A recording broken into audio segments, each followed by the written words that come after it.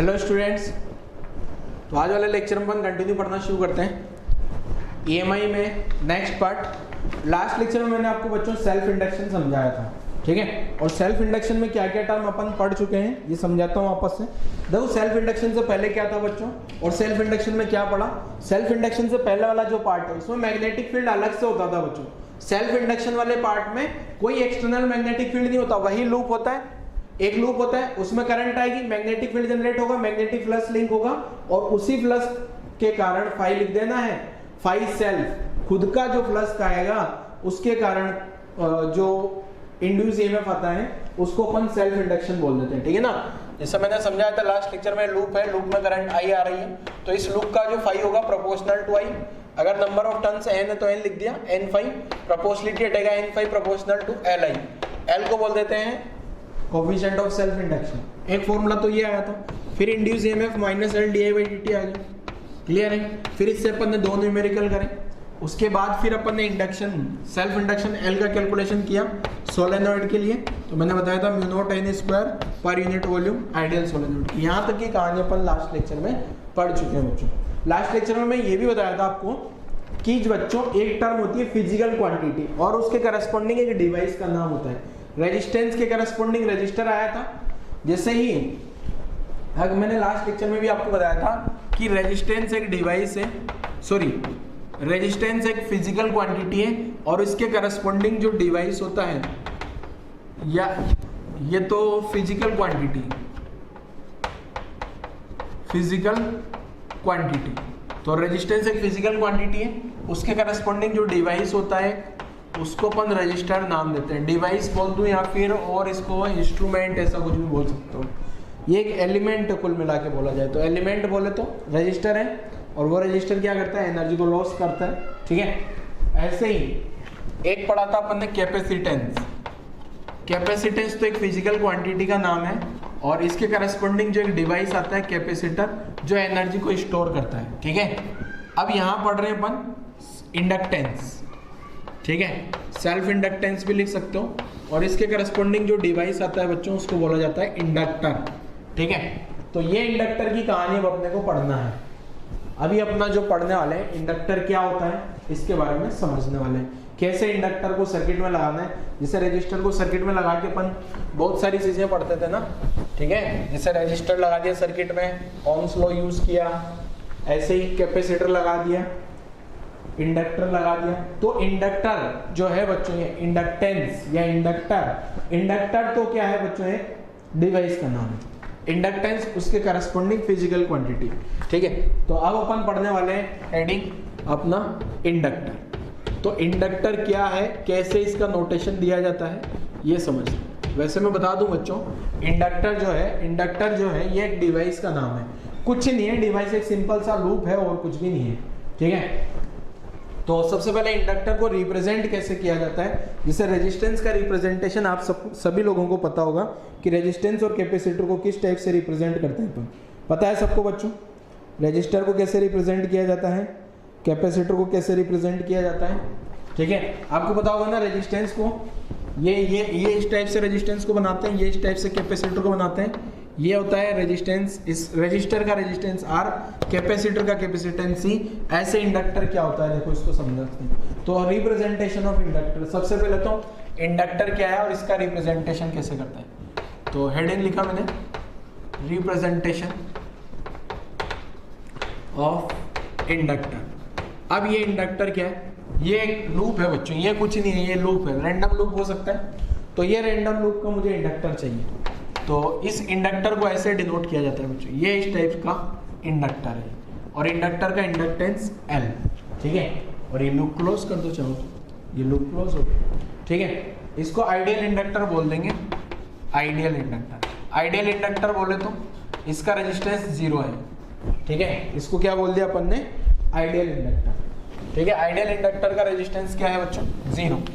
और non ideal या real inductor, जैसे ये लूप है, कुछ भी नहीं है बच्चों, ये एक लूप आ गया और इस लूप में अपन ने क्या किया, ये एक स्प्रिंग जैसा बना दिया, ये L है, तो ये एक लूप कंप्लीट किया आपस, तो ये L क्या हो गया, इंडक्टर, ठीक है। ये आइडियल इंडक्टर हो गया अपने पास,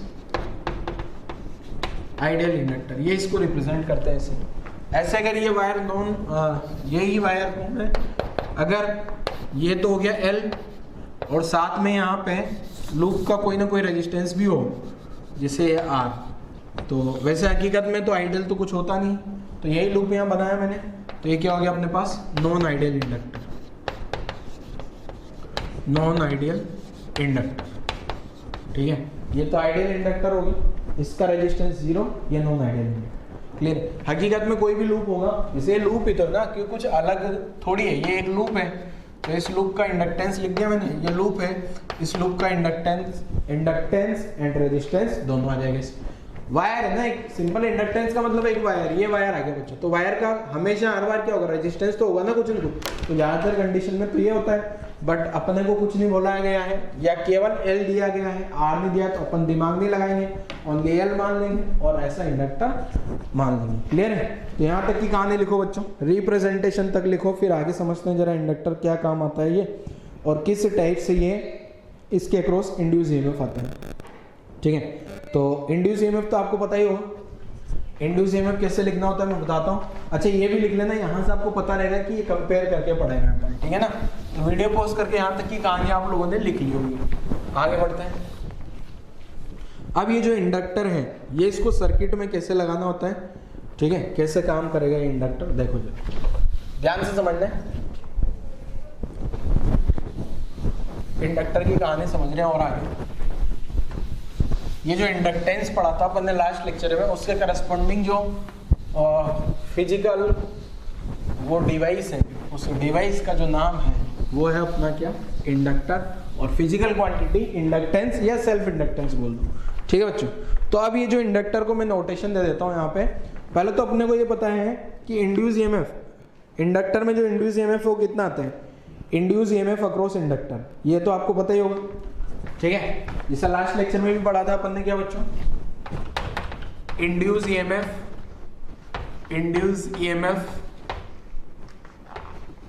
अक्रॉस इंडक्टर। वो जो इंडक्टर है या जो लूप होता है उसके अक्रॉस जो इंड्यूस ईएमएफ आता है वो minus L D I by D T आता है।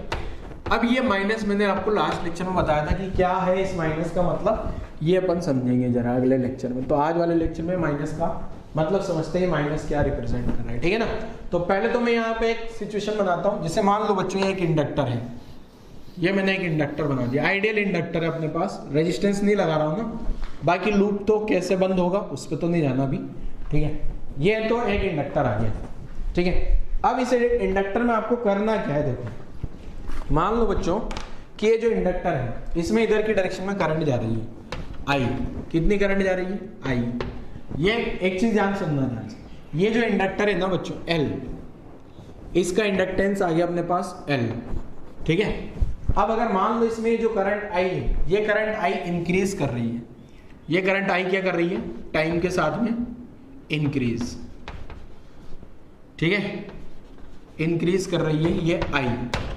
अगर करंट इंक्रीज कर रही है बच्चों तो ये माइनस जो है वो Lenz law opposition minus D phi by D T वाला ही है बच्चों, है ना। अपोजिशन का मतलब ये माइनस क्या करेगा बच्चों, इस करंट का अपोज करेगा। अब ये करंट क्या हो रही है, बढ़ रही है क्या, करंट क्या हो रही है बच्चों, बढ़ रही है क्या, कैसे पता लगा, यहाँ लिखा हुआ है। तो आपको क्या करना है कि इस इंडक्टर को हटा के, ये इंडक्टर को हटा के आप ऐसा मान लो कि यहाँ पे एक बैटरी है और वो बैटरी ये इस टाइप की है बस, और इसका इंड्यूस ईएमएफ ई है, और उस इंड्यूस ईएमएफ का जो मैग्नीट्यूड है, उस इंड्यूस ईएमएफ का मैग्नीट्यूड क्या लिख देना है आपको, L D I upon D T. Battery का प्लस इधर क्यों बनाया बच्चों मैंने, प्लस माइनस, ये जो बैटरी बनी है ना अपने पास में, ये जो बैटरी आई है, ये जो करंट आ रही थी ना बच्चों, इस करंट का अपोजिशन कर रही है क्या बैटरी। ये बैटरी जो बनाई है बच्चों मैंने इंड्यूस ईएमएफ का, ये बैटरी क्या कर रहा है, ये जो करंट इधर आ रहा था उस करंट आई का अपोज करने लगा है क्या। ये जो इंड्यूस ईएमएफ की बैटरी बनाई है मैंने, ये एक हाइपोथेटिकल बैटरी है बच्चों, ओरिजिनल में ऐसा नहीं कि इंडक्टर लगाया करंट बढ़ेगी तो उसमें कोई फिजिकल बैटरी आ जाएगी। ये अपन ना क्वेश्चन सोल्व करने का तरीका है, जैसे अपन रोड को घुमाते थे, रोड को ट्रांसलेटरी मोशन रोटेटरी मोशन कराते थे, तो अपन रोड की हटा के एक बैटरी और इंटरनल रेजिस्टेंस लगा लेते थे ना। उसी टाइप से क्या है, जब भी ये करंट, अगर करंट इंक्रीज कर रही है तो ऐसी बैटरी लगा लेंगे। ठीक है, करंट इंक्रीज कर रही है तो वो जो इंड्यूस ईएमएफ आएगा ना इंडक्टर के अक्रॉस, वो इंड्यूस ईएमएफ कैसा आएगा बच्चों? जो इंड्यूस ईएमएफ आएगा वो किस टाइप से आएगा कि वो उस इंक्रीज वाली करंट का अपोज करेगा। अब ये जो करंट इंक्रीज कर रही है, ये ऐसी बैटरी आके ये इसका करंट जो इंक्रीज कर रही है उसका अपोजिशन कर रही है क्या? जैसे इस पॉइंट को ए नाम दे दिया बच्चों, इस पॉइंट को बी नाम दे दिया, इस पॉइंट का पोटेंशियल अगर वी है, इस पॉइंट का पोटेंशियल अगर वी बी, ठीक है, तो ज्यादा पोटेंशियल का कौन सा वाला पॉइंट होगा बच्चों? ये माइनस ए प्लस, ए पॉइंट का पोटेंशियल ज्यादा हो गया। अब यहाँ रजिस्टर वगैरह कुछ नहीं मान रहा हूं अभी मैं, ठीक है ना, आइडियल इंडक्टर है। नॉन आइडियल होगा तो लिख सकते हैं, उसमें भी कोई बड़ी बात। तो यहाँ पे अगर देखा जाए बच्चों, ये माइनस ए प्लस है, कुल मिला के आपको कुछ नहीं करना। इंडक्शन में अभी तक अपन हर बार क्या करते थे, जब भी इंड्यूस ईएमएफ आएगा, इंड्यूस ईएमएफ को एक बैटरी मान लिया और थोड़ी कुछ किया, तो यहाँ भी बैटरी मान लिया। तो ए और बी में ज्यादा पोटेंशियल कौन से पॉइंट का हो गया? ए पॉइंट का पोटेंशियल ज्यादा है, तो ए पॉइंट का पोटेंशियल ज्यादा आ गया। V A greater than V B, कितना आएगा? V A minus V B equal to L D I upon D T. Clear है यहां तक की कहानी। अगर ये करंट इंक्रीज होगी बच्चों, करंट इंक्रीज होगी तो ये जो इंडक्टर में इंड्यूस ईएमएफ आएगा, इंड्यूस ईएमएफ इस वे में आएगा कि वो जो करंट बढ़ रही है उसका अपोजिशन होगा। ये इंड्यूस ईएमएफ जो है वो जो करंट इंक्रीज कर रही है उसका अपोजिशन कर रहा है। ठीक है, यही तो लेंज लॉ है ना बच्चों, ठीक है, यही तो लेंज लॉ है। क्या? जल्दी बोलो।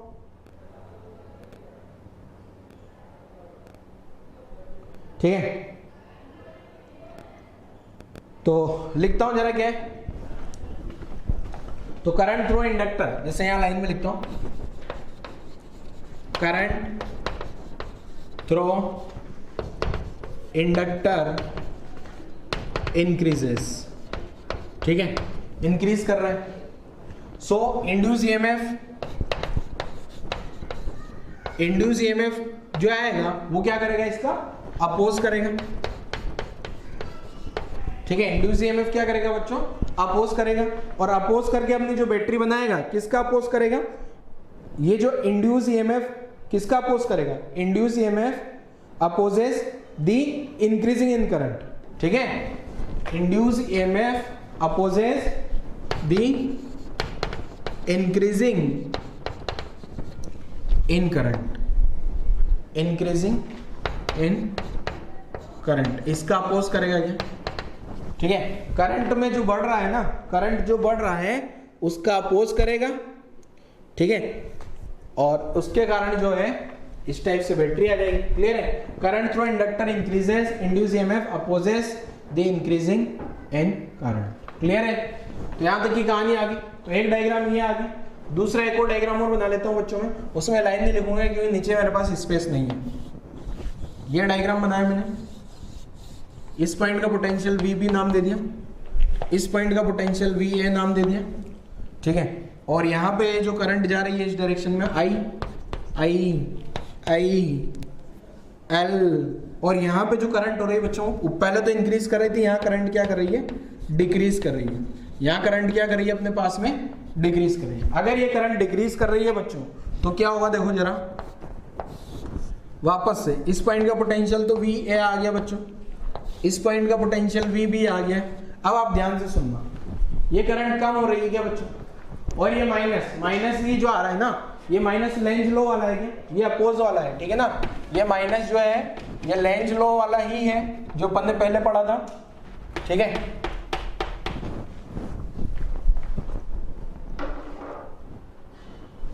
तो ये अपोज करने के कारण आएगा क्या? माइनस।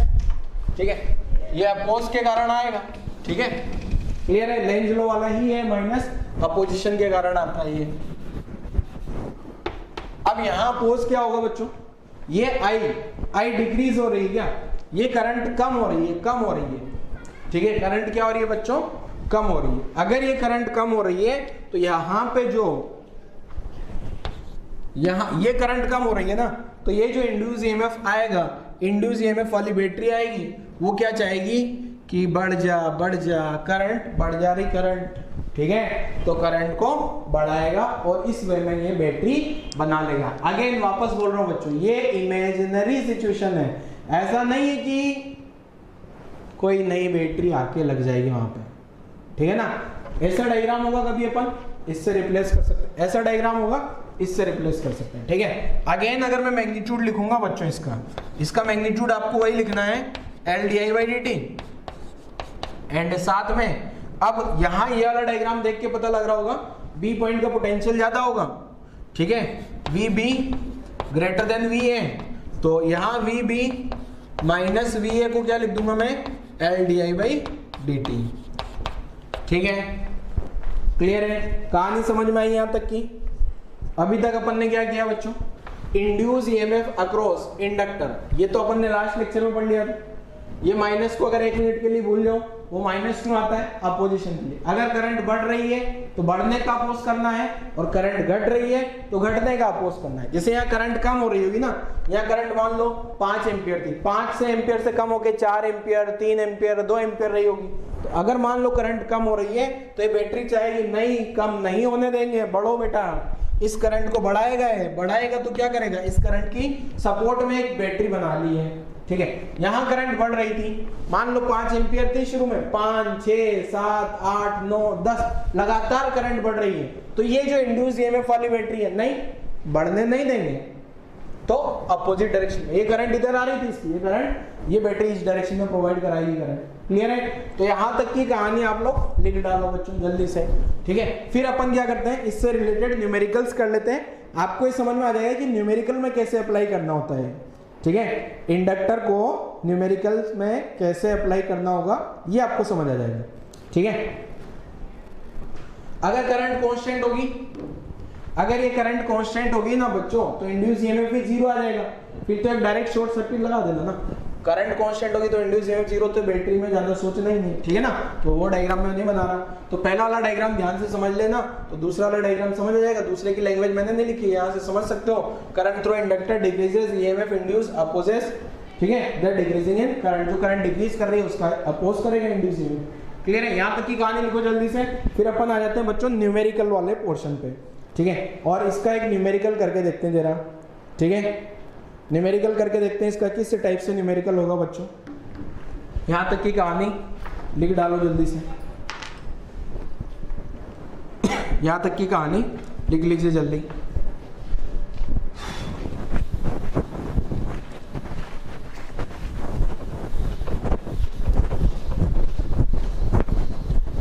वीडियो पॉज करके आप लोगों ने लिख लिया होगा बच्चों।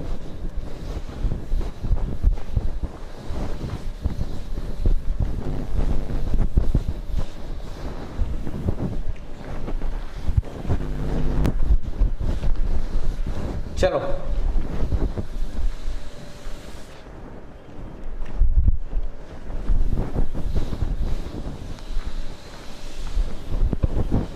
अगला, नेक्स्ट क्या है, नेक्स्ट न्यूमेरिकल पे आ जाते हैं बच्चों, और न्यूमेरिकल ध्यान से समझना है, ठीक है। VA माइनस VB कैसे लिखना है इसमें मैंने आपको समझा दिया, क्लियर है। तो क्वेश्चन समझते हैं जरा ध्यान से, बहुत ध्यान से समझना है बच्चों।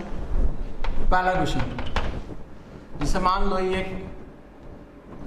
ये तो ओरिजिनल बैटरी है, चलो पहले ओरिजिनल बैटरी को हटाते हैं, पहले आसान सा पैटर्न लेते हैं, ठीक है ना। ये एक इंडक्टर है बच्चों, और ये इंडक्टर में जो करंट है इस डायरेक्शन में करंट जा रही है I, ठीक है। इस पॉइंट को नाम दे दिया A, इस पॉइंट को नाम दे दिया B। तो find VA minus VB, VA minus VB पता करना है। इसका इंडक्टेंस आपको दिया है 3 हेनरी, कितना दिया है बच्चों, 3 हेनरी का ये इंडक्टेंस है अपने पास, क्लियर है। तो पहला क्वेश्चन, अगर मान लो आप करंट को मानते हो 3T प्लस 4 एम्पियर, ठीक है। दूसरा क्वेश्चन, अगर आप करंट को मान लेते हो 5 एम्पियर। तीसरा क्वेश्चन, अगर आप करंट को मान लेते हो 100 माइनस 40 एम्पियर, ठीक है। चलो अब आपको ये चेक करना है जरा बच्चों, करंट बढ़ रही है घट रही है, और आंसर निकालो जरा VA माइनस VB क्या आने वाला है, ठीक है। जल्दी से बच्चों फटाफट से आंसर निकाल दो, आसान सा क्वेश्चन है, सभी बच्चों का आंसर आ जाना चाहिए, ठीक है। चलो मैं सोल्व कर दूं क्या, मैं सॉल्व करता हूँ जरा, ठीक है ना। तो सॉल्व करता हूँ मैं, क्या इसका आंसर आ रहा है। देखो पहला क्वेश्चन, पहले तो ये बताओ बच्चों, ये जो फर्स्ट वाला क्वेश्चन है इसमें ये सोचो आप लोग कि करंट इंक्रीज हो रही है या डिक्रीज हो रही है। सोचो जल्दी से, करंट इंक्रीज हो रही है डिक्रीज हो रही है। जो करंट है I = 3t+4 एम्पियर, तो यहाँ से पता लग गया मुझे ये करंट इंक्रीज कर रही है। ठीक है, अब इंक्रीज कर रही है ना, देख लेते हैं इसको कैसे इंक्रीज करती है। तो ये करंट जो है इस डायरेक्शन में जा रही थी I, तो इंक्रीज कर रही है, तो ये ऐसा EMF बना दिया अपन ने। अपने को क्या जाता है, ये पॉइंट A आ गया, ये पॉइंट B आ गया, ये इंड्यूस EMF। अब मैंने ये जो इंड्यूस EMF का मैग्नीट्यूड है, ये क्या बोला था आपको, L/di/dt लिख लेना है। ठीक है, ऐसा लिख लेना है। तो इंड्यूस EMF का मैग्नीट्यूड क्या आ गया, L कितना दिया बच्चों 3, एंड di/dt कितना आ जाएगा, देखो d/dt ऑफ 3t+4, तो ये इंड्यूस EMF का मैग्नीट्यूड आ गया 9 वोल्ट। 3 तो यहाँ से आ गया और 3 यहाँ से आ गया, तो ये आ गया 9 वोल्ट। ठीक है, तो आंसर आएगा अपने पास ये प्लस माइनस, तो VA यहाँ का पोटेंशियल V है। ठीक है, ये E का वैल्यू कितना आ गया 9 वोल्ट, VA माइनस VB लिख दूँ डायरेक्ट 9 वोल्ट। चाहो तो KVL लगा सकते हो, KVL लगाओगे तो VA, अब KVL विद इंडक्टर तो आसान हो गया ना, ये VA इंडक्टर का मतलब तो एक बैटरी लगा देंगे। अब बैटरी कैसे लगानी, वहाँ करंट इंक्रीज करे या डिक्रीज करे उसके अकॉर्डिंग हम बैटरी लगा लेंगे।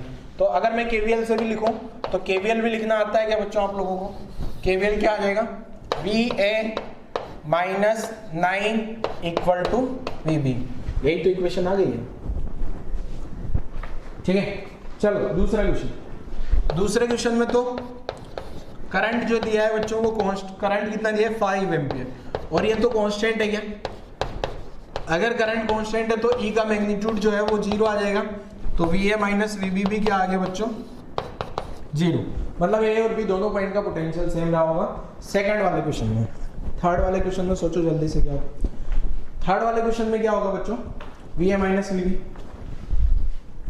सोच ले। देखो थर्ड वाले क्वेश्चन में मैं ये डायग्राम यूज कर लेता हूँ, थर्ड बिठाता हूँ, ये थर्ड डालने के लिए डायग्राम आ गया। थर्ड में क्या हो जाएगा, देखो आपको पता है बच्चों ये करंट जो है ना, ये करंट किस टाइप से आ रहा है, इसको भी मिटा ही लेते हैं, फालतू का कोई मतलब। करंट जो है वो क्या है, देखो मैंने यहाँ करंट नहीं मिटाई अभी, 100 - 40, ये ऐसी करंट है। आपको पता लग रहा है टाइम बढ़ेगा तो करंट डिक्रीज करेगी। t = 0 पुट करो, 100 एम्पीयर है, 1 पे 96, 2 पे 92, 88, ठीक है 84, 80, 76, 72, कम होती जा रही है बच्चों, तो डिक्रीज हो रही है ना। तो ये जो करंट इस डायरेक्शन में जा रही थी, ये पॉइंट A नाम दिया था अपन ने, इस डायरेक्शन में करंट जा रही थी ये I, तो कम हो रही है, तो भाई बढ़ाओ इसको, तो जल्दी से बढ़ाओ भाई, तो पॉइंट B आ गया। अब E का मैग्नीट्यूड कितना लिख लेंगे, L/di/dt, ठीक है, तो L कितना आ गया बच्चों 3 हेनरी, d/dt ऑफ d/dt कितना आ गया 100 - 40, ठीक है। देखो अगर मैं पूरा का पूरा लिखता हूं ना, इंड्यूस ईएमएफ का मैग्नीट्यूड क्या आता था बच्चों -L/di/dt, ठीक है, माइनस, अब इस बैटरी का E का मैग्नीट्यूड चाहिए बस मुझे। अब यहाँ आप जो भी कैलकुलेशन करो प्लस माइनस में कोई चेंज नहीं हो सकता बच्चों, ये माइनस ये प्लस, ठीक है, माइनस प्लस तो एलईडी जे ही रहने वाला है, ठीक है। अब आपको क्या करना है, बस E का मैग्नीट्यूड पता करना है। तो माइनस L का वैल्यू मैंने 3 हेनरी दिया था, और d/dt ऑफ कितना आ गया 100 - 40, तो इंड्यूस ईएमएफ कितना आ गया बच्चे -3, 0 - 4, ये +12 आ गया, और ये +12 का मतलब वो सपोर्ट कर रहा होगा, ठीक है ना। तो ये इस टाइप की बैटरी बनाएंगे ना सपोर्ट के लिए। अगर मैं मैग्नीट्यूड लिखूंगा तो ये नेगेटिव आ जाएगा, ठीक है ना, क्योंकि ये माइनस गायब हो रहा है इसमें, ठीक है। तो अब तो कहानी आसान है क्या, इंड्यूस ईएमएफ कितना आ गया बच्चों 12 वोल्ट का इंड्यूस ईएमएफ, तो अब कितना आ गया VB माइनस VA, ये तो 12 वोल्ट आ गया। बट मेरे को B - A नहीं पूछा, मेरे से क्वेश्चन में A - B पूछा है, तो आंसर -12 वोल्ट होगा, ध्यान रखिएगा, ठीक है। आपको पता है A का पोटेंशियल कम होने वाला है, B का ज़्यादा है, ठीक है। यहाँ तक की कहानी लिख डालो जल्दी से, कहानी आसान है, ठीक है, कहानी यहाँ तक की आसान है, कहानी में कुछ नया नहीं है बच्चों, ठीक है ना, वही कहानी है अभी तक जो पढ़ रहे हैं। चलो और आगे बढ़े, इसको रब कर दूं बच्चों, पूरा रब कर दिया जाए, ठीक है, रब कर दो सर, वीडियो पॉज करके लिख लेना आप लोग। अगले क्वेश्चन पे आ जाते हैं। अगला क्वेश्चन क्या है, देखो बच्चों नेक्स्ट जो नेक्स्ट क्वेश्चन है अपने पास में वो क्या है?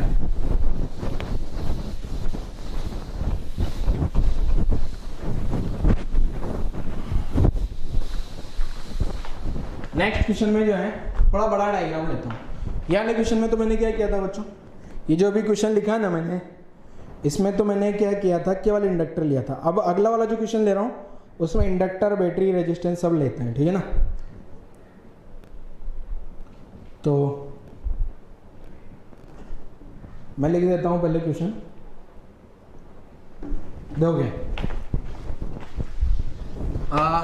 क्वेश्चन इंडक्टर, बैटरी, रजिस्टर, ठीक है। Point A, point B, 1 henry, ये 1 हेनरी का है, ठीक है। 1 हेनरी का तो क्या आ गया बच्चों अपने पास, इंडक्टर आ गया, ठीक है। 5 वोल्ट की बैटरी, 2 ओम का resistance.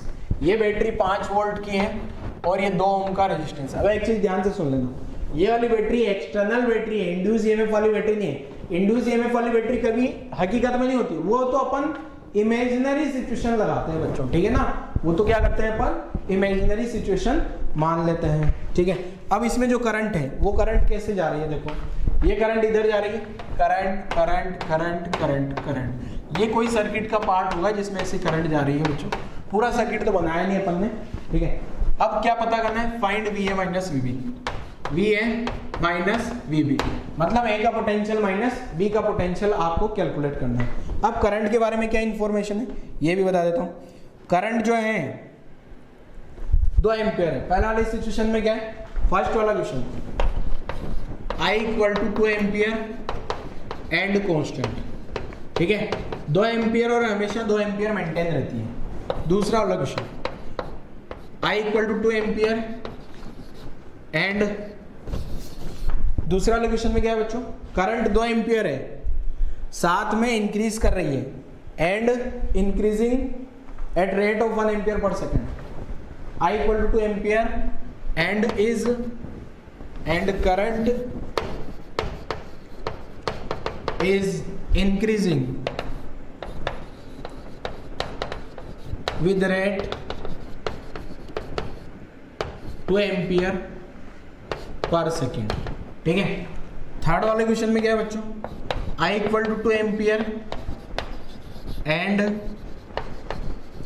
Current is decreasing, decrease कर रही है बच्चों, decreasing with rate 1 ampere per second. इसमें भी 1 है, ठीक है।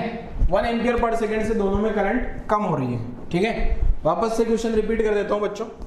हो क्या रहा है, देखो क्या हो रहा है, ये सर्किट है, इस सर्किट की करंट पहले क्वेश्चन में तो अपन ने कांस्टेंट मान ली, दूसरे में इंक्रीजिंग और तीसरे में डिक्रीजिंग, और करंट हमेशा 2 एम्पियर वाली सिचुएशन पे ही आंसर निकालना है आपको। Find V A minus V B, V A minus V B पता करना है, ठीक है। कब पता करना है, जब करंट का वैल्यू 2 एम्पियर रहा हो और साथ में कांस्टेंट हो, इंक्रीज कर रहा हो डिक्रीज कर रहा हो। अगर इंक्रीज कर रहा होगा तो 2 एम्पियर के बाद थोड़ा बढ़ेगा, घटेगा, कम होगा।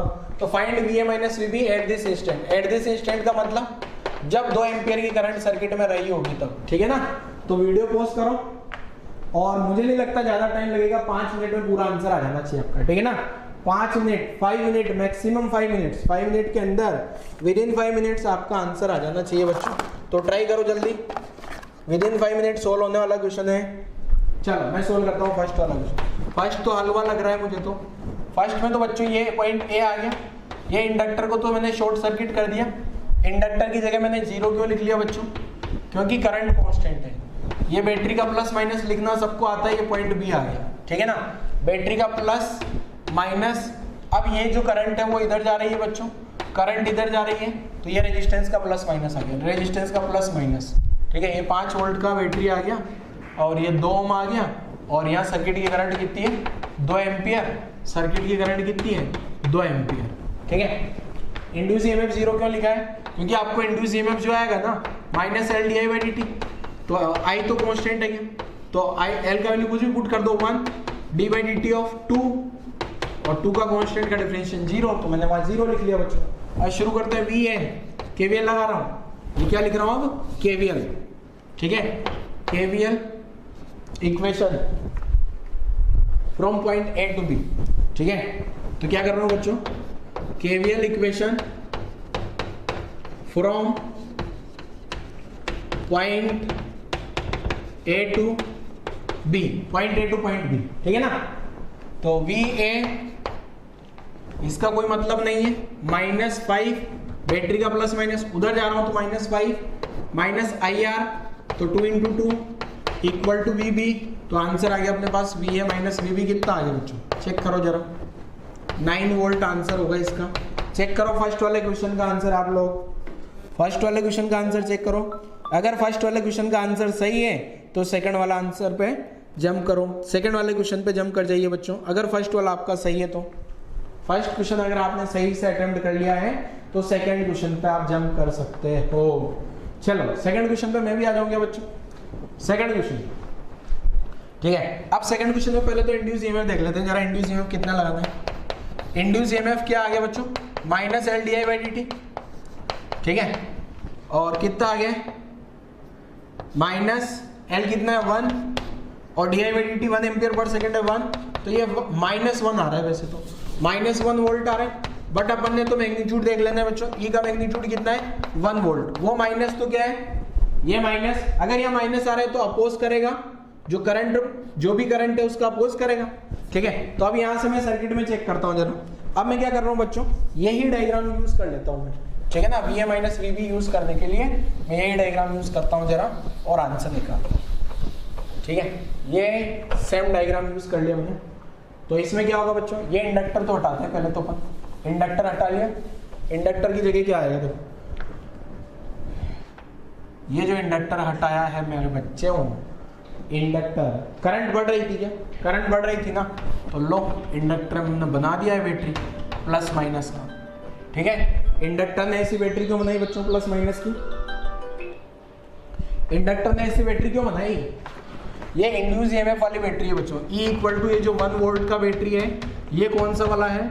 इंड्यूस ईएमएफ बैटरी, ठीक है। ये इंड्यूस ईएमएफ का इमेजिनरी बैटरी है, ठीक है। इंड्यूस ईएमएफ का इमेजिनरी, इंड्यूस ईएमएफ, ठीक है। इंड्यूस ईएमएफ लिख लिया और ब्रैकेट में इमेजिनरी लिख लिया, इमेजिनरी बैटरी, ठीक है। बाकी तो सब कुछ हकीकत में है। और यहाँ करंट कितनी जा रही है? 2 एम्पियर। करंट कितनी जा रही है? 2 एम्पियर, ठीक है। तो सॉल्व करना शुरू करते हैं बच्चों। VA -1, इसका plus minus -1, -5 minus IR, I 2 है, 2 VB। तो VA माइनस VB कितना आ गया बच्चों? VA माइनस VB जो आ गया ना, यहाँ से चेक करो जरा, 10 वोल्ट आ गए, 10 वोल्ट आ गया। चेक कर डालो जल्दी से, ठीक है। नेक्स्ट एंड लास्ट थर्ड वाला क्वेश्चन। थर्ड वाले क्वेश्चन में क्या है? देखो थर्ड वाला क्वेश्चन में चेक करते हैं बात। थर्ड वाले क्वेश्चन में आपको पता होगा करंट डिक्रीज कर रही है, करंट डिक्रीज कर रही है, बाकी सब कुछ तो कहानी वही है। तो मैं क्या करता हूँ बच्चों, ये ए करंट डिक्रीज कर रही है ना, तो ये इंड्यूस ईएमएफ ऐसा आ जाएगा माइनस प्लस, और ये इंड्यूस ईएमएफ जो 1 वोल्ट का इमेजिनरी बैटरी ऐसा आ जाएगा, ठीक है ना। बाकी हकीकत में जो बैटरी लगी है वो तो एज इट इज रहेगी, ये सब कुछ एज इट इज रहेगा। बी 2 ओम 5 वोल्ट, इधर का करंट जो आ गया, इधर का करंट कितना आ रहा है? 2 एम्पियर, ठीक है। प्लस माइनस तो आपको पता ही होगा, बैटरी का प्लस माइनस, रेजिस्टेंस का प्लस माइनस, तो कितना आ जाएगा? VA +1 -5 -2 × 2 equal to VB।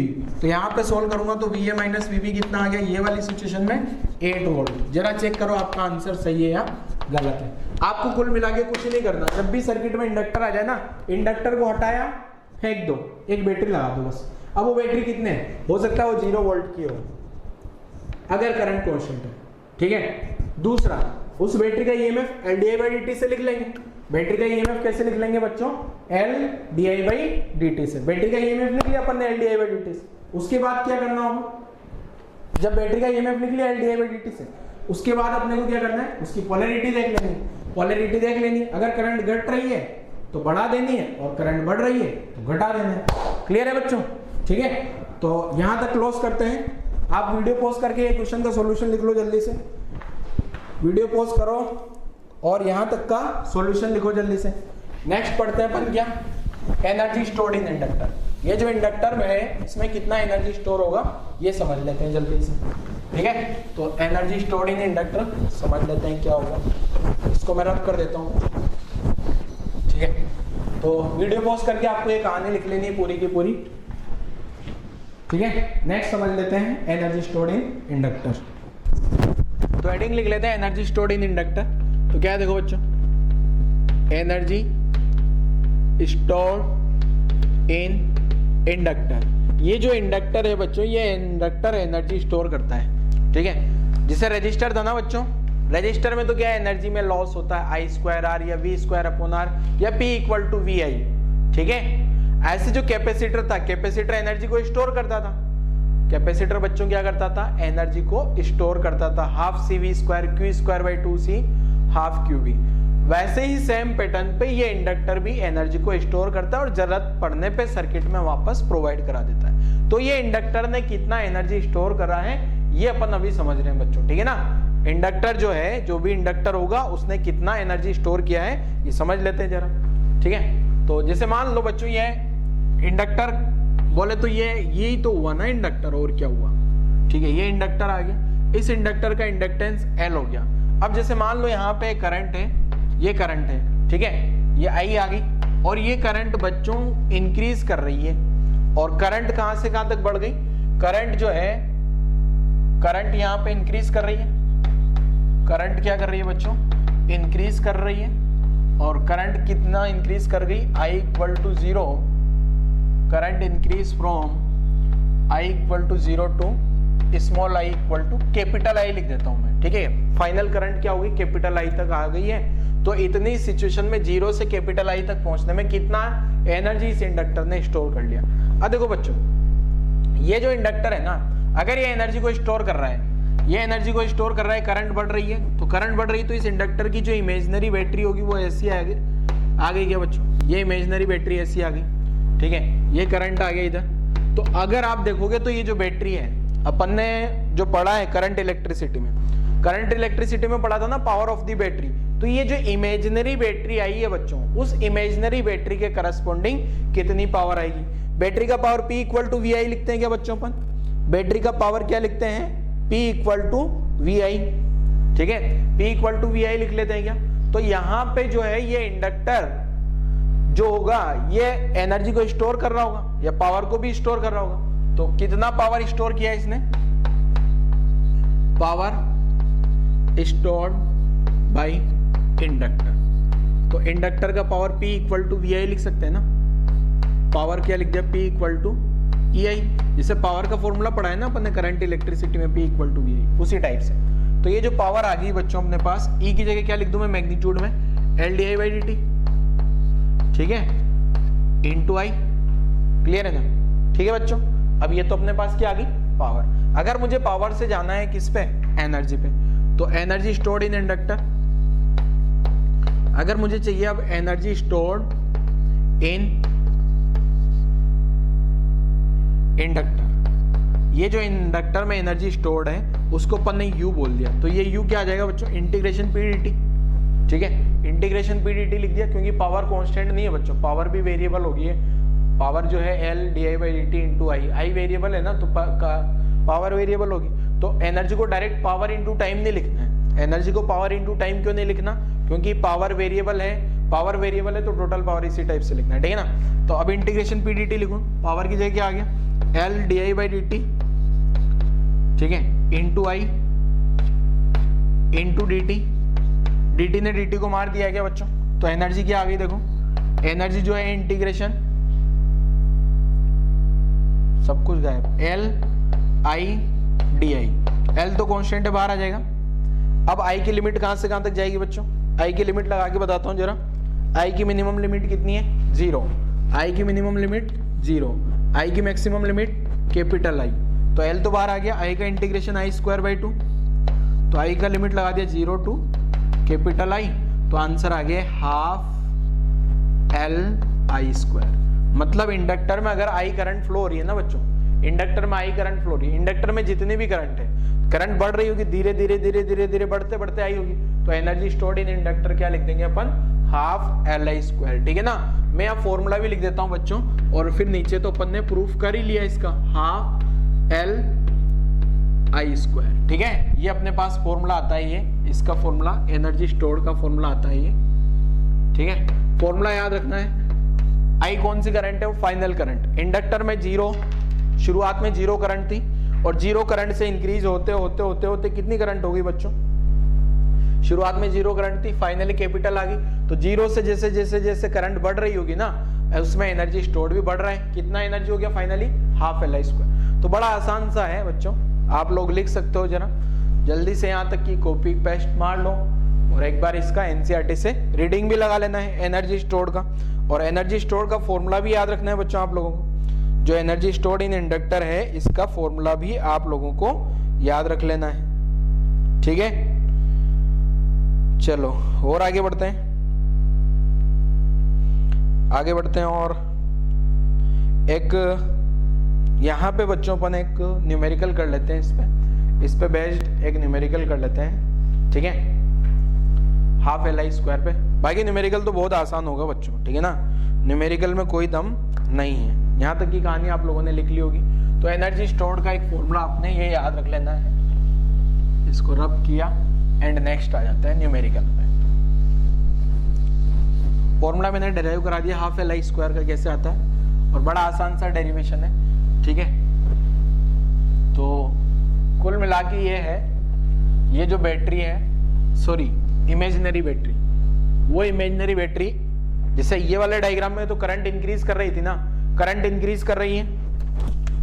ठीक है, करंट इंक्रीज कर रही है, तो बैटरी किसके जैसा बिहेव कर रही है, जैसे मैं डायग्राम बना देता हूं। तो ये अगर मान लो बच्चों यहाँ पे करंट, यहाँ करंट इधर जा रही है, आई और एल, और ये इसका बिहेवियर किसके जैसा होगा, ये वाली बैटरी के जैसा होगा क्या, ये ऐसा, ये बैटरी का इंड्यूस ईएमएफ ई।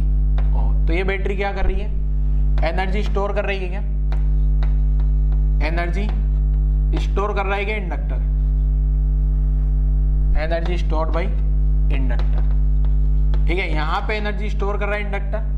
क्लियर है, ये आपको पता है ना, ये बैटरी बच्चों किसके जैसा बिहेव कर रही है। अगर ये इमेजिनरी बैटरी देखा जाए, तो ये जो इमेजिनरी बैटरी है, ये इमेजिनरी बैटरी का बिहेवियर कैसा हो रहा है, ये जो इमेजिनरी बैटरी है ये एज ए लोड काम कर रही है क्या, लोड के जैसा काम कर रही है। ठीक है, आपको लोड सोर्स क्या होता है, ये मैंने करंट इलेक्ट्रिसिटी में भी बताया हुआ है। यहाँ पे ये करंट मैंने क्या मान लिया था, इसमें करंट इंक्रीज कर रही है। अगर यही करंट बच्चों डिक्रीज करती है, यही करंट अगर आपको लग रहा है सर अगर करंट डिक्रीज करेगी तो उसका मतलब क्या ले, मान अगर ये करंट मान लिया आपने एल आ गया, अगर ये आई डिक्रीज कर रहा है तो आप क्या करोगे बच्चों, ये इसको आई को डिक्रीज कर रहा है ना, ये आई, तो इस आई को सपोर्ट कराओगे, तो आई को सपोर्ट करते हुए बैटरी ऐसे बनेगी है, ये इंड्यूस ईएमएफ ऐसा आ गया। मतलब ये जो इमेजिनरी बैटरी है, इमेजिनरी बैटरी का बिहेवियर सोर्स के जैसा हो रहा है क्या, ये जो इमेजिनरी बैटरी है एज ए सोर्स काम कर रही है। ठीक है, अब यहाँ पे क्या होगा बच्चों, ये इंडक्टर जो है, ये वाला जो इंडक्टर है, ये इंडक्टर क्या कर रहा होगा, सर्किट को एनर्जी प्रोवाइड करा रहा होगा। तो यहाँ पे मैं लिख रहा हूँ, पिछले वाले में तो क्या लिखा था मैंने, एनर्जी जो है इंडक्टर क्या कर रहा था अपना, ये इंडक्टर अपना एनर्जी स्टोर कर रहा था बच्चे। ठीक है, ये लिखा है कि यहाँ पे देखो एनर्जी को स्टोर कर रहा है। अब इसमें क्या करेगा, inductor gives energy to circuit, electric circuit या सिंपल सर्किट लिख देता हूं। ये इंडक्टर क्या कर रहा होगा बच्चों, सर्किट को एनर्जी प्रोवाइड करा रहा होगा। क्लियर है, तो ये भी लिख लेना है। अब क्वेश्चन हल्का सा आसान सा बच्चों वाला क्वेश्चन, वैसे देना नहीं चाहिए मुझे, अच्छे बच्चे हैं, इतना आसान सा क्वेश्चन मुझे देते हुए अच्छा नहीं लग रहा है, बट देना पड़ रहा है, क्या करें मजबूरन, वरना कुछ बच्चों को लगेगा सर इसका तो क्वेश्चन ही नहीं दिया आपने, हाफ एल आई स्क्वायर का, इसका पैसा हमने फालतू में भरा है क्या सर, तो इसलिए देना पड़ रहा है बच्चों। ठीक है ना, क्या है देखो क्वेश्चन, अरे मजाक मस्ती वाली बात है यार, बुरा मत माना करो तुम लोग, ठीक है ना। सर आप तो पैसे पे आ जाते हो, ले देखें, तो एल क्या है बच्चों, 4 हेनरी का इंडक्टर है। एल बोले तो इंडक्टेंस ऑफ दिस इंडक्टर या self inductance of this inductor कितना दिया बच्चों, 4 हेनरी। साथ में यहाँ जो करंट जा रही है, ये करंट आपने मान लेनी है 5 एम्पियर की करंट, यहाँ 5 एम्पियर की करंट जा रही है। तो ऐसे ही देता है क्वेश्चन, ठीक है ना। अब वो करंट कुछ नहीं बोला ना, तो 0 से 5 तक इंक्रीज होगी हो, ठीक है। तो आपको एनर्जी स्टोर्ड इन इंडक्टर, अब इसमें 5 एम्पियर करंट 5 एम्पियर आई है एनर्जी, तो कहीं ना कहीं शुरुआत में 0 रही होगी। तो find energy stored in inductor, तो लिख लो जरा हलवा question, find energy stored in inductor. Solve करो जल्दी। अब ऐसे क्वेश्चन के लिए भी कुछ बच्चे हमारे से एक्सपेक्ट करते हैं कि सर इस क्वेश्चन को भी सोल्व कर दो आप। तो बेटा हमारा काम तो सोल्व करना ही है, हम तो कर देंगे सोल्व, बट थोड़ा खुद भी मेहनत करो, खुद भी ट्राई करो ना कुछ सोल्व करने के लिए, ठीक है। तो देखो क्या हो जाएगा इसका आंसर,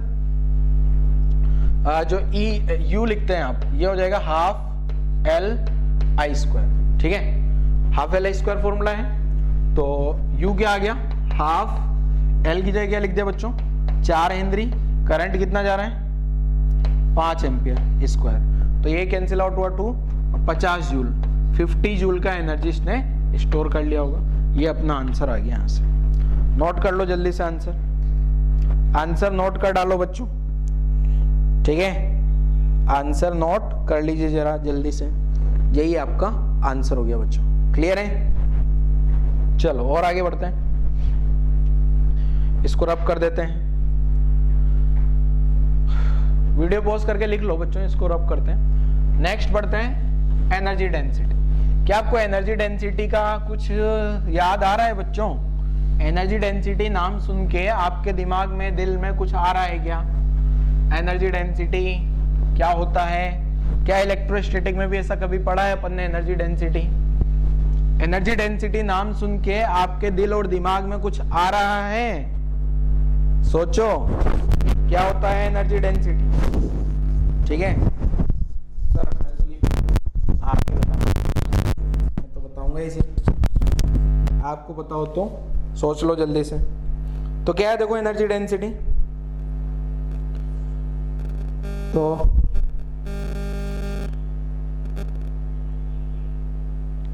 एनर्जी डेंसिटी लिख देता हूं मैं।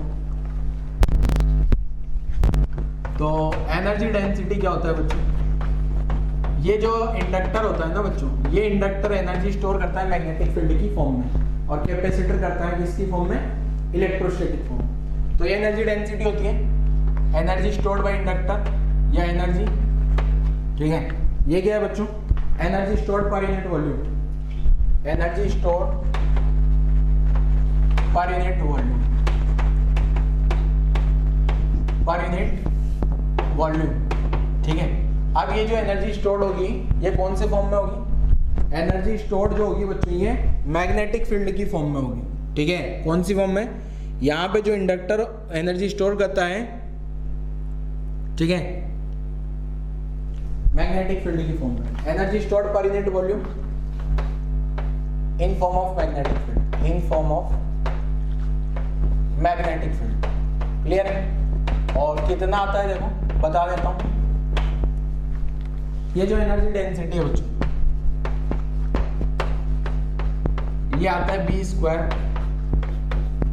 Upon 2 mu not. जैसे ½ एप्सिलॉन नॉट E² आता है ना बच्चों, ½ एप्सिलॉन नॉट E², वो क्या था? Energy stored per unit volume, वो भी था in form of electric field, वो इलेक्ट्रिक फील्ड में था। यहाँ पे कौन सा आ गया बच्चों? Magnetic field. तो मैग्नेटिक फील्ड में क्या आ जाता है formula? b² upon 2 mu not. और यही फॉर्मूला जो है, ये जो एनर्जी स्टोर्ड आ रहा है, ये मीडियम पे डिपेंड करेगा। अगर मीडियम आएगा तो म्यू नॉट के साथ म्यू आर और लगा देना, ठीक है ना। ये वैक्यूम में होगा, इतना अब आप सब लोग समझ लो, ठीक है ना।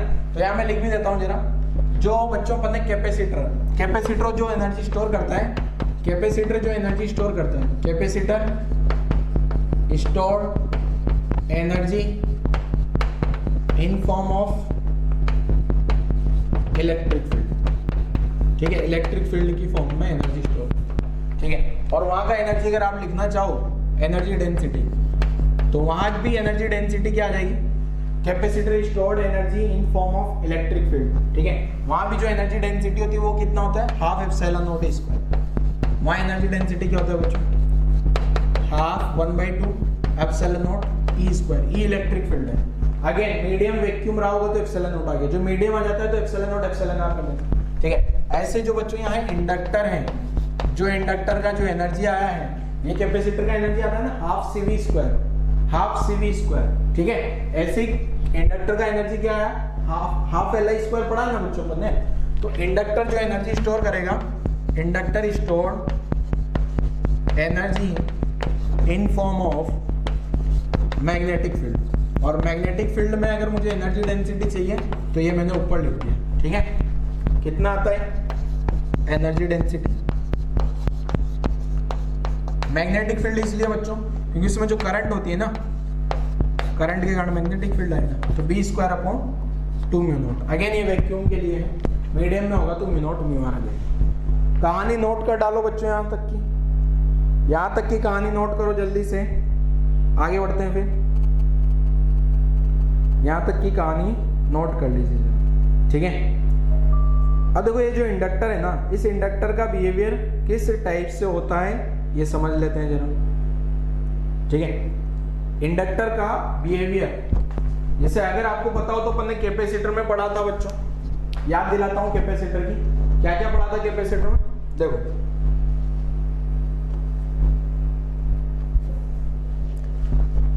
इसको मिटा दें, पहले वीडियो पॉज करके यहां तक की कहानी लिख डालो जल्दी से, फिर अपन आगे की कहानी समझते हैं बच्चों।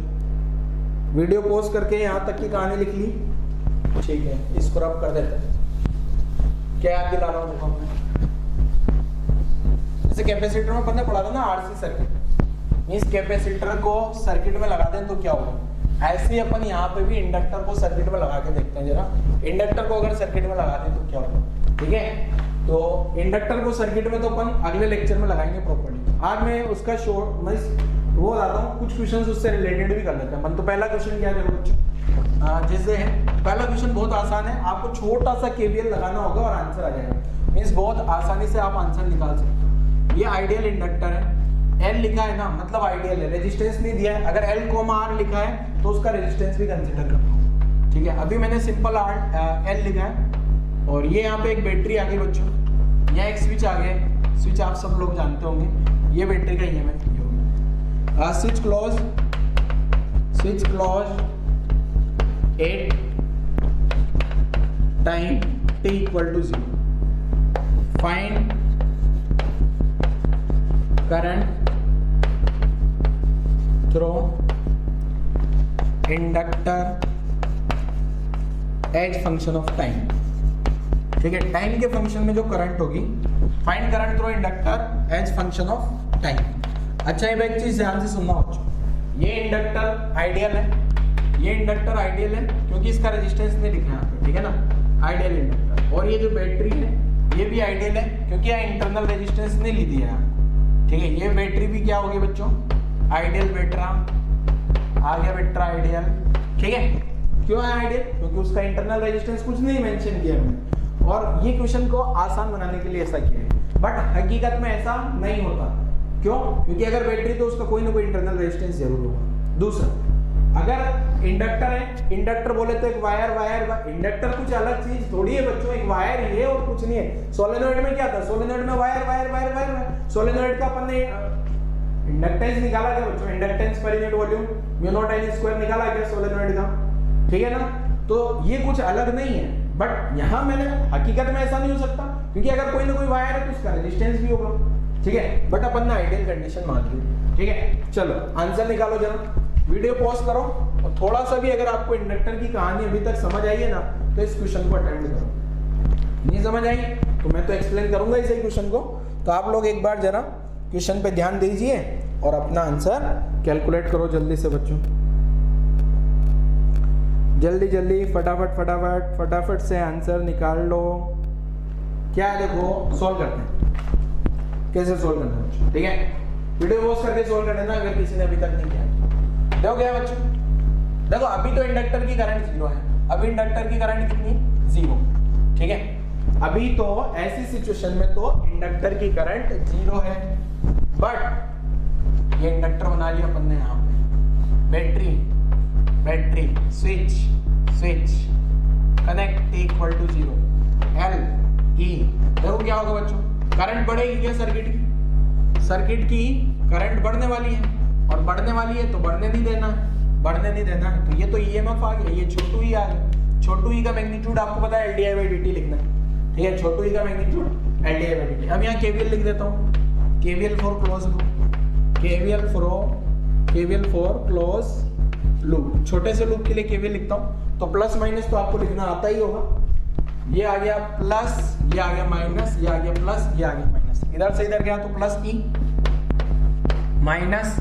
ये LDI/dt क्यों लिखा बच्चों, आपको पता होना चाहिए ये जो ई होगा इसका मैग्नीट्यूड अगर लिखे, वैसे तो माइनस LDI/dt होता है, माइनस क्यों, क्योंकि ये जो करंट जा रही है इसका अपोज हो रहा होगा, बट मैं मैग्नीट्यूड नहीं लिख रहा हूँ क्योंकि हमेशा मैं मैग्नीट्यूड लिखता हूँ, वो माइनस तो बैटरी बताता है बस, LDI/dt, ठीक है ना। तो ई का मैग्नीट्यूड मैंने LDI/dt लिखा है, प्लस माइनस कैसे लिखा हो समझ आ गया होगा, 0 आ गया। तो DI/dt का वैल्यू कितना आ गया बच्चों, DI/dt कितना आ गया E/L, और जो कि एक कांस्टेंट है, ठीक है, DI/dt कांस्टेंट आ गया E/L। सिंप्लीफाई कर ले यहाँ से, तो DI equal to E/L into dt, integration करोगे, इंटीग्रेशन DI E/L तो बाहर आ जाएगा, इंटीग्रेशन dt, ठीक है।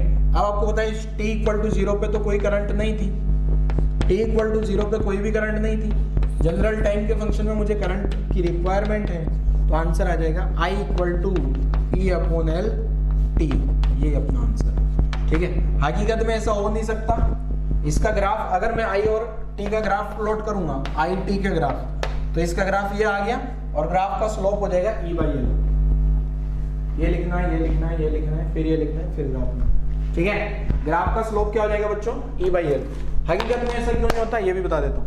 हकीकत में आइडियल इंडक्टर पॉसिबल नहीं, क्योंकि कोई ना कोई रेजिस्टेंस होगा, आइडियल बैटरी पॉसिबल नहीं। तो अगर ये नॉन आइडियल हो गए तो सिचुएशन क्या होगी, वो अपन अगले लेक्चर में पढ़ लेंगे कि क्या कहानी है, कैसे सोल्व करना है, ठीक है ना।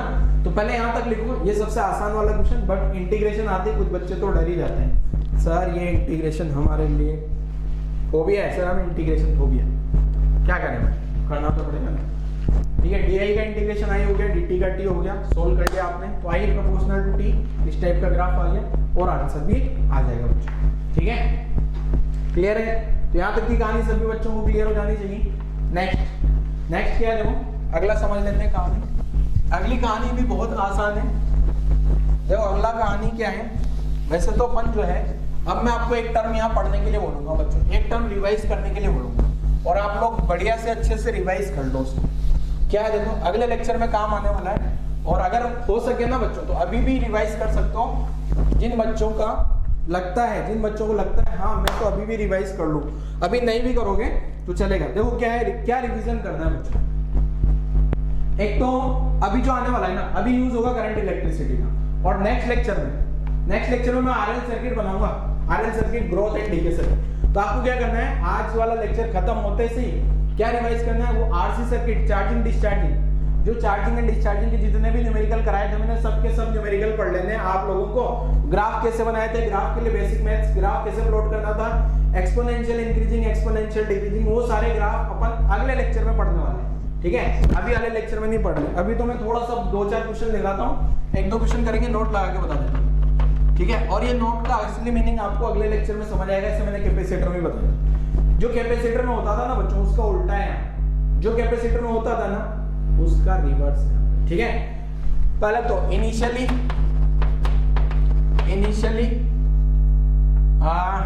No current through conductor, initially no कर, या फिर initially current through conductor, initially current through conductor नहीं रे, इंडक्टर है। इंडक्टर में शुरुआत में करंट क्या मान लेंगे आपको, 0, ठीक है। अब यहाँ क्या होगा ना, जस्ट आफ्टर स्विच क्लोज, ठीक है, या at time t equal to 0, ठीक है। केस फर्स्ट तो क्या है बच्चों, जस्ट आफ्टर स्विच क्लोज। एक तो ऐसा क्वेश्चन होता है, जस्ट आफ्टर स्विच क्लोज, जैसे ही स्विच क्लोज कर दिया जाता है, या at time t equal to 0, ठीक है, at time t equal to 0, या इनिशियल स्टेट इसको बोलते हैं, इनिशियल स्टेट।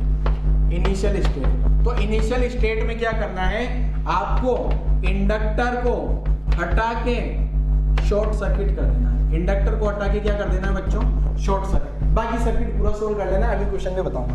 जैसे ये इंडक्टर है ना बच्चे, ये इंडक्टर आ गया, ये ए पॉइंट आ गया, ये बी पॉइंट आ गया। शॉर्ट सर्किट नहीं रहे, ओपन सर्किट पूरा लिख देते हैं, और सर्किट ओपन सर्किट कर देना, ठीक है। बोले तो इंडक्टर को हटा के ये पॉइंट ए आ गया बच्चों, ओपन कर देना है, ये पॉइंट बी आ गया। बाकी क्वेश्चन सोल्व कर लेना है। बाकी जैसे ही इतना कर दोगे ना, क्वेश्चन आपका बन जाएगा करंट इलेक्ट्रिसिटी का।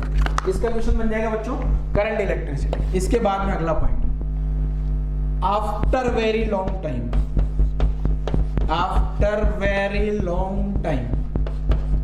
बहुत देर बाद, आफ्टर वेरी लॉन्ग टाइम, ठीक है, बहुत देर बाद। या फिर इसको बोल सकता हूं at time, t equal to infinite, या इसको एक नाम और देते हैं फाइनल स्टेट या स्टेडी स्टेट। फाइनल स्टेट या एक और नाम देते हैं स्टेडी स्टेट, ठीक है। तो स्टेडी स्टेट में क्या होगा, स्टेडी स्टेट भी नाम देते हैं। तो ऐसी सिचुएशन में आपको इंडक्टर को हटाया और शॉर्ट सर्किट कर दिया। शॉर्ट सर्किट आपको पता ही होगा, बाकी सर्किट सोल्व कर लेना है, अभी क्वेश्चन में भी समझा दूंगा।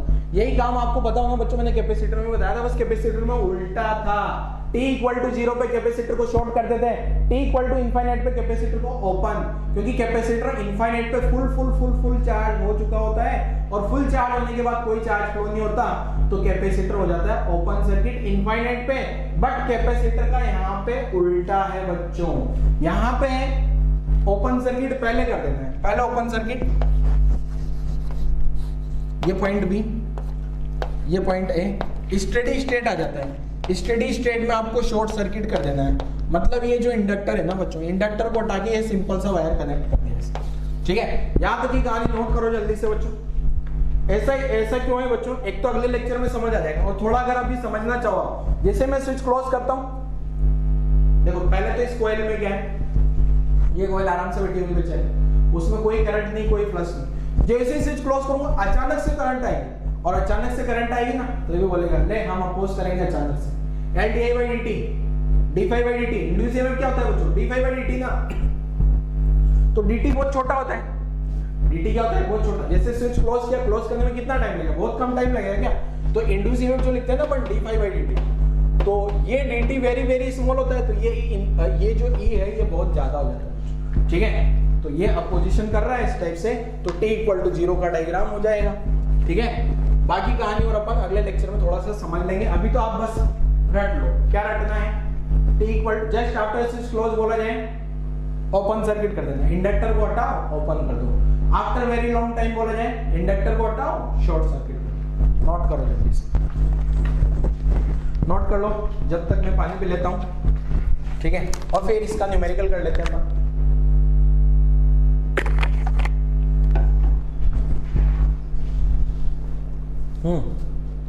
चलो क्या है देखो न्यूमेरिकल में, एक बात बता दूं, ये इतनी सारी कहानी ना बोर्ड में तो नहीं है, तो जो बच्चे की सर हमने तो बोर्ड में बस पास हो जाए हम, तो बाकी हमें दुनियादारी से मतलब नहीं है, बाद में कर लेंगे हम JEE नीट, पहले एक बार बोर्ड में पास हो जाए, तो वो फिर अपना NCERT की बुक उठाना, और NCERT में जितना दिया है ना उतना छांट लेना लेक्चर में से, ठीक है ना। जितना लेक्चर अपन ने पढ़ा है उतना आपने सेलेक्ट कर लेना है कि आपको क्या क्या पढ़ना है, ठीक है ना। ये NCERT में नहीं होगा जनरली, ठीक है। चलो पहला क्वेश्चन करते हैं, बहुत आसान सा क्वेश्चन बच्चों, बहुत आसान सा क्वेश्चन। पहला क्वेश्चन हलवा क्वेश्चन, ये इंडक्टर है L, ये रेजिस्टेंस है R, यहाँ कनेक्ट कर लिया, ये बैटरा आ गया, ये स्विच आ गया, स्विच को कनेक्ट कर दिया t इक्वल टू 0 पे, ये स्विच आ गया।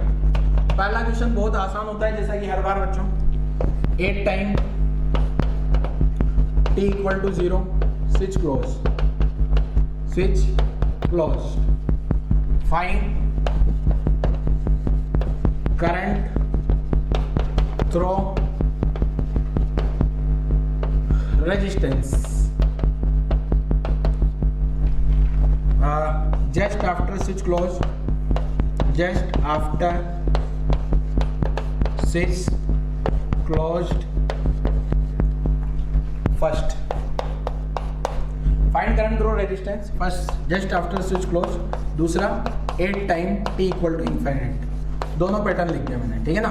दूसरा वाला लॉन्ग टाइम बोल दिया जा सकता है, आफ्टर वेरी लॉन्ग टाइम, ठीक है, स्विच क्लोज करने की बहुत देर बाद, 2 दिन बाद, ठीक है, इनफाइनाइट, उसको 2 दिन को बहुत देर ही बोलेंगे यहाँ पे, ठीक है ना। क्लियर है? तो चलो पहला क्वेश्चन सोल्व कर लेंगे। पहला क्वेश्चन बहुत आसान है बच्चों, अगर आप लोग सोच रहे होंगे सर ये तो हमें तो भारी लग रहा है, आसान है भाई, एक बार ट्राई करो जल्दी से, वीडियो पॉज करो, जल्दी से ट्राई करो, फिर अपन नेक्स्ट क्वेश्चन पे मूव कर जाएंगे। आसान सा क्वेश्चन है बच्चों। तो देखो पहले जस्ट आफ्टर का मतलब, जस्ट आफ्टर लिखा है मतलब क्या कर दोगे आप, इंडक्टर को क्या लिख दोगे, इंडक्टर को,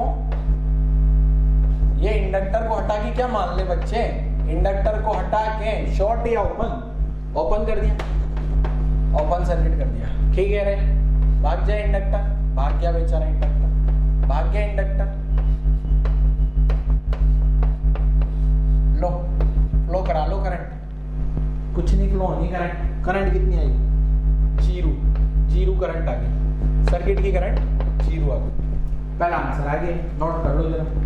तो सर ये तो बहुत आसान है, इतना आसान भी होता है क्या कुछ, है तो क्या करें बच्चों, ठीक है, तो आसान सा है ये, कुछ अलग है नहीं इसमें। चलो दूसरे वाले में क्या है बच्चों, बहुत देर हो गई, बहुत देर होने के बाद क्या होगा, बहुत देर हो गई ना, ज्यादा टाइम हो गया है तो इंडक्टर गया होगा, इंडक्टर जाके हो गया होगा शॉर्ट सर्किट, तो इंडक्टर को हटा देते हैं यहाँ से, हट जाए रहे इंडक्टर और हो जा तू क्या शॉर्ट सर्किट, शॉर्ट सर्किट बोले तो ये ऐसा हो गया इंडक्टर, स्विच क्लोज है यहाँ पे, इनफाइनाइट टाइम है, ठीक है, 8 t इक्वल टू इनफाइनाइट, ये जो इंडक्टर है वो क्या हो जाएगा बच्चे, शॉर्ट हो गया, शॉर्ट हो गया ना इंडक्टर, तो करंट कितनी आ गई यहाँ से, सर्किट की करंट कितनी आ गई बोलो, आसान है बच्चों। अच्छा इंडक्टर की करंट भी वही होगी, आई कितनी आ गई, E/R,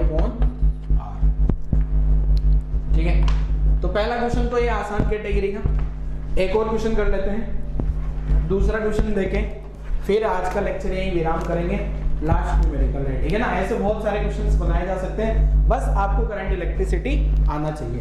अगर आपको करंट इलेक्ट्रिसिटी आता है, सर्किट सोल्व करना आते हैं, तो आपकी जिंदगी में कोई मुसीबतें नहीं आएगी। चलो वीडियो पॉज कर लो, सॉल्यूशन लिख लो, अगले न्यूमेरिकल पार्ट क्या है, अगला न्यूमेरिकल ध्यान से देखना बच्चों, ठीक है। क्वेश्चन लिखता हूं मैं बड़े ध्यान से। ये रेजिस्टेंस आ गया R और ये इंडक्टर आ गया बच्चों, ये बैटरी आ गई, यहाँ पे स्विच तो लगाया नहीं, ये स्विच आ गया, ठीक है, ये इंडक्टर आ गया और यहाँ पे भी एक रेजिस्टेंस है अपने पास में, ये बैटरी आ गई E और ये रेजिस्टेंस R, ये L, ये बराबर बराबर रेजिस्टेंस है दोनों, ठीक है। ध्यान समझना बच्चों, 8 टाइम t इक्वल टू 0, पहले सब कुछ, इंडक्टर में कोई करंट नहीं है, स्विच ओपन है, 8 time t equal to 0, switch को क्लोज कर दिया, switch closed, find current, find current in each branch, हर एक ब्रांच की करंट बताओ। First just after switch close, just after switch closed, मैं इसमें ज्यादा कॉम्प्लेक्स क्वेश्चन नहीं दे रहा हूँ, ठीक है ना। कॉम्प्लेक्स क्वेश्चन में बस करंट इलेक्ट्रिसिटी लगाना होगा और कुछ नहीं करना, इंडक्टर को उठा के शॉर्ट या ओपन ही करना है बस, ठीक है। दूसरा question, after very long time या 8 time, 8 steady state, 8 time t equal to infinite, तो इनफाइनाइट टाइम पे क्या होगा, शुरू करो जरा, शुरू कर दो बच्चों जल्दी से। क्या करना है देखो, पहला क्वेश्चन इधर सोल्व करने के बाद पहले वाले क्वेश्चन में क्या करना है आपको, फर्स्ट में t इक्वल टू 0 है, जस्ट आफ्टर बोला है, तो जस्ट आफ्टर में क्या करोगे, जस्ट आफ्टर में इंडक्टर को भगा देंगे और इंडक्टर की जगह क्या कर दें, ओपन सर्किट कर देना इंडक्टर की जगह। अच्छा आप वीडियो पॉज करके आपने सोल्व तो किया ही नहीं, कौन करेगा, ये भी बोलना पड़ेगा क्या, हर बार बोलना पड़ेगा क्या रे, खुद से सोल्व करना है, ठीक है। तो ट्राई करो जल्दी से, जस्ट आफ्टर समझ गए होंगे। Just after switch close inductor को ओपन कर देना है। तो ये स्विच लगाया, ये रेजिस्टेंस आ गया, ये इंडक्टर ओपन है, ये रेजिस्टेंस आ गया, बैटरी तो गायब है, बैटरी को ला दिया, ई आर आर, ठीक है। अब ये दोनों रेजिस्टेंस, आपको पता है यहाँ से जो भी करंट जाएगी, करंट गई, यहाँ से करंट इधर आ जाएगी। इंडक्टर में अगर करंट पूछा जाए तो इंडक्टर की करंट तो जीरो, बट ये पूरी ब्रांच की सेम करंट होगी, और वो same current I equal to कितनी हो जाएगी बच्चों, ये वाले रेजिस्टेंस की और ये वाले रेजिस्टेंस की करंट सेम होगी, चाहे रेजिस्टेंस डिफरेंट हो फिर भी, ठीक है। दोनों सीरीज में दिख रहे हैं क्या आपको, ये सब करंट I, तो ये करंट कितनी आ गई, I equal to E upon 2R, ठीक है। ये ब्रांच की करंट आपको दिख रही होगी। अगर ये मान लो ये R होता, ये 2R होता, तो आंसर हो जाता है E अपॉन 3R। ये दोनों सीरीज में होंगे ना बच्चों, इतना तो आप लोगों को आना चाहिए करंट इलेक्ट्रिसिटी के कहानी। चलो अगले क्वेश्चन पे आ जाते हैं। इनफाइनाइट टाइम पे क्या हो जाएगा बच्चों, इनफाइनाइट टाइम मतलब बहुत सारा टाइम चला गया है, तो बहुत सारा टाइम चला गया ना बच्चों, तो क्या होगा इस सिचुएशन में, ध्यान से देखना। बहुत देर होने के बाद में इसे स्विच क्लोज कर दिया, ठीक है। At time t equal to infinite, t equal to infinite पे क्या होगा, इंडक्टर को हटा के क्या कर दूं बच्चों, इंडक्टर को हटा के शॉर्ट सर्किट कर दिया, चलो शॉर्ट कर दो, तो इंडक्टर को हटा के शॉर्ट सर्किट कर देते हैं लाला, ये इंडक्टर गया शॉर्ट सर्किट हो गया। चलो अब यहाँ से सर आंसर कैसे आएगा, देखो बच्चे यहाँ से करंट आएगी, करंट, यहाँ आने के बाद करंट क्या बोलेगी, ओए हम तेरे पास क्यों आए, ये रेजिस्टेंस से बोलेगी करंट क्या तेरे पास क्यों आए, हम नहीं है तेरे पास आने लायक, क्यों, क्योंकि इसका तो रेजिस्टेंस है, इधर जीरो रेजिस्टेंस है ना, तो सारी की सारी करंट इधर आ जाएगी बच्चे, सारी करंट इधर आ जाएगी, सारी करंट इधर आ गई, तो इस ब्रांच की करंट क्या आ गई, जीरो। ये वाले का कोई मतलब नहीं रहा, बेचारा है रेजिस्टेंस देखता रह जाएगा, इससे कोई करंट नहीं आ, ठीक है। तो जो करंट फ्लो होगी बच्चों, ये वाले रेजिस्टेंस से और ये वाले इंडक्टर से बराबर जाएगी, बट ये वाले रेजिस्टेंस से कोई भी करंट नहीं जाने वाली, और ये बराबर करंट कितनी आ गई, I equal to E by R, ठीक है। समझ गए कहानी बच्चों, करंट इलेक्ट्रिसिटी है, बस शॉर्ट सर्किट ओपन सर्किट का गेम है और कुछ नहीं है।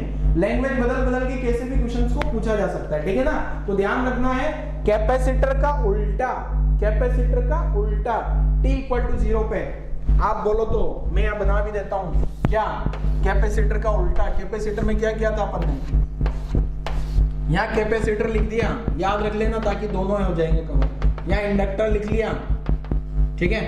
यहाँ पे टाइम t इक्वल टू 0, यहाँ टाइम t इक्वल टू 0 पे कैपेसिटर क्या होता था बच्चों, शॉर्ट, बट इंडक्टर क्या होता है, ओपन, और t इक्वल टू इनफाइनाइट पे, यार मैं पूरा नहीं लिख रहा हूँ, t इक्वल टू 0 मतलब just after switch close, t equal to infinite after very long time, उल्टा, इनफाइनाइट पे कैपेसिटर हो जाता है ओपन, ये हो जाता है शॉर्ट, ठीक है।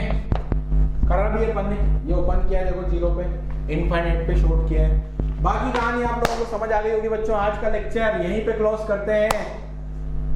एक चीज बड़ी ध्यान वाली मैं वापस बोल देता हूँ, लिख भी दूं, आप लोगों को याद नहीं रहता, revise charging and discharging of capacitor, revise charging and discharging of capacitor करके आना बच्चों अगले लेक्चर में, ठीक है। नहीं करोगे तो फिर मजा नहीं आएगा अगले नेक्स्ट लेक्चर, ठीक है। नेक्स्ट लेक्चर में आपको क्या करना है, चार्जिंग एंड डिस्चार्जिंग को पढ़ लेना है बच्चों। चार्जिंग डिस्चार्जिंग पढ़ लोगे तो अगला लेक्चर आपको आसान लगेगा, वरना जो पहले लगा था वैसे ही लगने वाला है, ठीक है ना, वरना दिक्कत होगी थोड़ा समझने में, क्योंकि वही same graph exponential decreasing increasing, वही सेम कहानी पूरी सेम कॉपी पेस्ट है, ठीक है ना। तो आज वाला लेक्चर यहीं क्लोज करते हैं बच्चों, थैंक यू।